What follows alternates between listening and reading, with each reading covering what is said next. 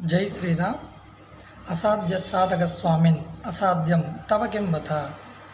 రామతోత కృపాశీందో మత్కార్యం సాధ్య ప్రభు. పూర్వకాలంలో రాముల వారు రావణేశ్వరుడిని యుద్ధంలో గెలిచారు, జయం పొందారనే విషయాన్ని సీతా తల్లి దగ్గర ఆంజనేయ స్వామి చెప్తున్నారు. అప్పుడు సంతోషపడిన సీతా తల్లి తన పక్కన ఉన్న తమలపాకులతో కలిసిన తీగని తీసి ఆంజనేయ స్వామికి సమర్పిస్తారు. దానికి ఆంజనేయ స్వామి చాలా సంతోషపడ్డారు.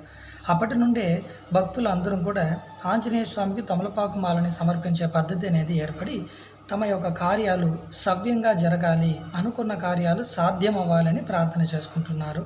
பூர்வகாலத்தில் ராவணனை ராமபிரான் ஜெயித்தார் என்ற செய்தியை சீதா தாயாரிடம் ஆஞ்சநேயர் தெரிவிக்கிறார். அதற்கு சந்தோஷப்பட்ட சீதா தாயார் தனது அருகில் உள்ள வெற்றிலை கொடியை எடுத்து ஆஞ்சநேயருக்கு சாற்றுகிறார், சமர்ப்பிக்கிறார்.